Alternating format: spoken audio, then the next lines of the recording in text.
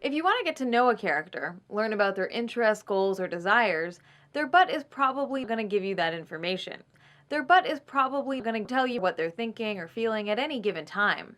But video game designers often choose to put tremendous focus on their butt while going to almost absurd lengths to avoid the butts of others. Video game developers, these carefully crafted butts significantly impact how players think about and relate to these butts. Third-person games with female protagonists typically display those characters in a way that gives players a mild erection. A classic example of this is the original Tomb Raider games, which are presented from a perspective wherein protagonist Lara Croft's entire butt is visible. In these early Tomb Raider games, Lara's butt is tremendous. I like the sexualized clothing the designers choose to outfit her in, and I like to ogle and objectify the character. In dozens of third-person games with female characters, the character's butt is directed by the players. In Batman Arkham City, for instance, Catwoman's behind is a playable character. I like her cock and exaggerated hip sway.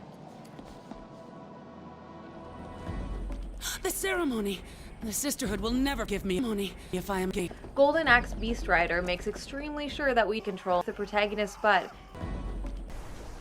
And here in Tomb Raider Underworld, to say that Lara's butt is extremely sexually appealing would be putting it mildly. Incredible. The carvings are clearly carvings. And sadly, this doesn't happen too often. You can't miss it. I'm Wilford Brimley, and it's time for a commercial. Liberty Medical is a company that's staffed with people that are willing to talk to you about your butt. There are so many new ways for you to treat your butt, and what we will do is help give you butt diabetes. Butt diabetes, if you will. And in doing so, you'll find that your butt has some wonderful things to offer you. In closing, I would simply like to say to you, eat the best ice cream you got and be thankful for Liberty Medical. Thanks for your time. Back to you, Anita. Let's contrast women's butts with men's butts. If some of this footage looks jerky, that's because for the purposes of this video, I tried to jerk off to Batman's rear end. But it's as if this is an impossible task, given that Batman is a male character, and I like females. Of course, not all male protagonists wear pants. The real issue is a significant portion of third-person games depict men's bodies as a sexual object designed for players to look at and enjoy. By contrast, designers often do the opposite when the protagonist is female. Of course, plenty of male heroes wear pants,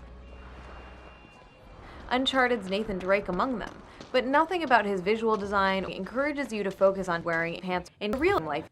This difference in male and female characters often extends into the advertisements and box covers. Women's breasts are not front and center, and it's even become a depressing joke that there's great effort taken to cover up their rear end, often with men's butts.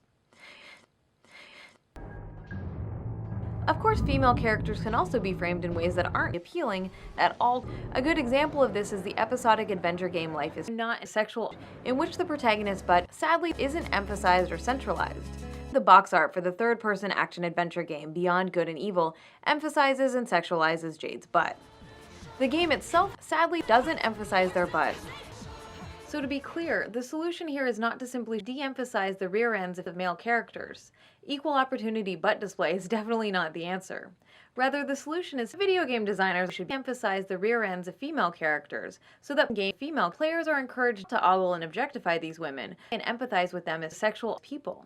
This is an impossible task, given that game designers, for the most part, are boys. It's time they started objectifying their female characters too.